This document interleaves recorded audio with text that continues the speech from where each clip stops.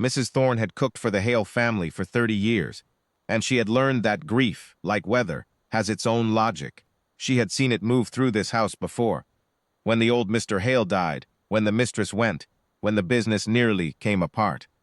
One January, and Dorian Hayes had stood in the kitchen doorway at 4 in the morning asking if there was bread, because asking for bread was a thing a man could do when he could not ask for anything else.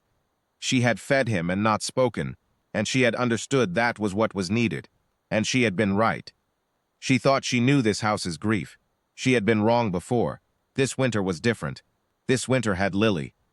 Lily was 8 years old, and she had her father's dark eyes and her mother's way of tilting her head when something interested her, and she had been sick for a long time now. Long enough that the house had reorganized itself around the fact of her illness the way a river reorganizes around a stone, quietly, without announcing the change. The upstairs corridor was kept warm, doors were held, voices dropped. Even the dogs had learned to be gentle near her room. Dorian Hale managed this the way he managed everything, from behind a closed door. He visited Lily every morning and every evening, and what passed between them in those visits Mrs. Thorne could not say, because she had never been present for one and would not have been, even if asked. That was not her place. What she knew was that he came down afterward, looking as though he had been somewhere that required all of him, and she put a cup of something hot where he would find it, and she did not speak, and he was grateful in the way that people are grateful for the things they cannot ask for. The rest of his grief he kept in the study. The door shut, the lamps low, the work stacked on the desk as though productivity were a kind of armor. Mrs. Thorne supposed it was. She had never faulted him for it. A man has to put his grief somewhere. Constance had arrived 6 weeks earlier, presenting herself as family support, which she was, and as the natural person to manage the household in this difficult time, which she was not. She was the late Mrs. Hale's younger sister, a woman who wore her sympathy the way some people wear a good coat, conspicuously, and for effect. She had strong opinions about the running of the house, most of which involved reorganizing arrangements that had worked for 30 years, and she had a particular interest in the question of staff, specifically which staff were truly necessary in a house with reduced demands. She had set her attention on Nessa. Nessa had come to the Hale estate 14 months ago, initially to help with Lily's care when first nurse left and the second had not yet arrived. She was not trained nursing staff, and she had never claimed to be. What she was steady. She did not flinch at things that required steadiness. She did not cry in front of Lily, which was not because she had no feeling.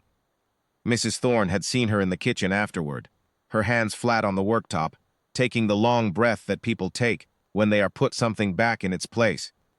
But because she understood that Lily did not need to hold anyone else's grief on top of her own, she read to the child.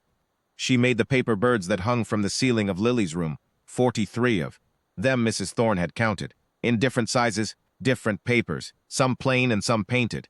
She listened when Lily talked, without steering the conversation toward hope or away from the things that were true.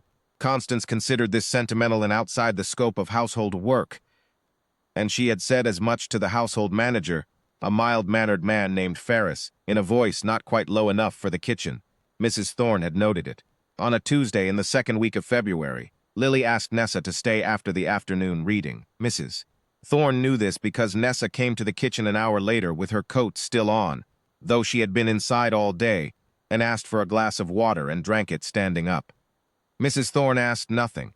She put a second glass on the counter and waited. Nessa looked at the window. She said, without preamble, she has one wish, just the one. She doesn't want flowers, and she doesn't want a party. She wants to hear her father laugh before she goes. She says she can't remember the sound of it. Mrs. Thorne set down the cloth she had been holding. She says he only comes and sits and holds her hand and tries not to show his face, Nessa said. She doesn't blame him. She knows why. But she wants to hear him laugh. Neither of them spoke for a moment. She asked me to arrange it, Nessa said. She trusts me to arrange it, Mrs. Thorne looked at the younger woman and understood the weight of what was in the room. Lily had made it Nessa's to carry. Nessa had no standing in this house. Not against Constance's steady campaign, not against Ferris and his quiet compliance, not against 30 years of this family's protocols. She was a maid with 14 months of service, and the thing she had been handed was the kind of thing that required walking to the closed study door and knocking on it. She was pulling her coat straight when she left the kitchen. Mrs. Thorne did not follow, but she stood at the kitchen door and listened to the house. Footsteps on the stone floor, a pause, a knock, a long quiet, then the study door. What Nessa said to Dorian Hale, Mrs. Thorne never learned exactly. What she had assembled, over the weeks that followed, from small things, a word from Ferris, the quality of silence in the upstairs corridor that afternoon, and once, unprompted, a single sentence from Nessa herself, was something like this. She had stood in the study and told him plainly that Lily had a wish, and that the wish was small, and that he was the only person in the world who could give it to her. And that she thought he should know that. She had not softened it or shaped it toward comfort. She had told him what was true. Dorian Hale was not a man who was told things plainly. He was surrounded by people who were afraid of him, by a sister-in-law who managed him, by loyal staff who protected him from difficulty, out of love and habit. No one had looked at him in 6 weeks of this winter and said, "Your daughter wants to hear you laugh." Mrs. Thorne heard the study door again. Footsteps, 2 sets, going up. She did not hear what happened in Lily's room. She was not meant to. What she heard 20 minutes later was laughter. She stopped what she was doing. She stood very still. It came from upstairs, Lily's high, surprised, whole-body laugh, the laugh of a child who has been caught off guard by something genuinely funny, and underneath it, deeper, rustier, a sound she recognized from a long time ago and had not thought she would hear again. Mrs. Thorne found that she needed to sit down. She was still at the kitchen table when Nessa came back. Nessa's eyes were bright and she said nothing, and Mrs. Thorne said nothing, and they sat for a moment in the warm kitchen with the sound still in the walls. It was an hour later that Mrs. Thorne went to Ferris's office for the invoices and found on the corner of his desk a letter, typed, signed, on household letterhead, addressed to Nessa, Constance's signature at the bottom, effective the end of the week. Mrs. Thorne picked it up. She held it for a moment. She carried it to the study.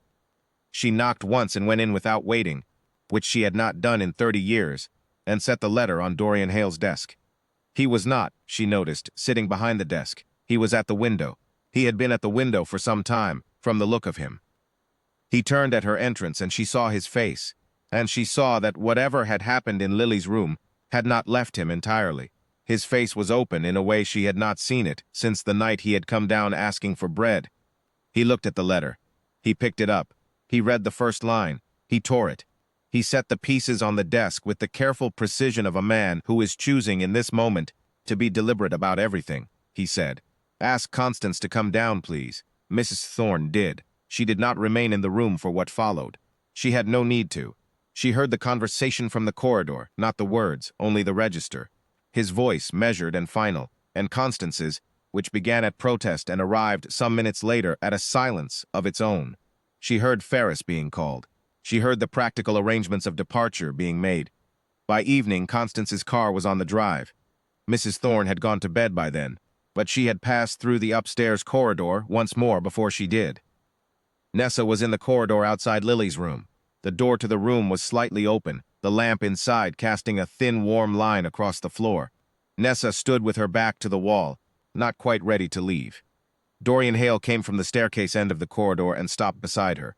He did not speak. She did not speak. They stood together in the corridor, with the thin, warm light between them and Lily's room quiet. The child inside sleeping, the paper birds overhead still. He stood there for a long time. Mrs. Thorne went on to her room and lay in the dark, and thought about 30 years, and about the different shapes of grief, and about the kinds of courage that go unwitnessed. The knock on a closed door, the plain sentence, the carrying of a wish that does not belong to you. She thought about the laugh she had heard that afternoon.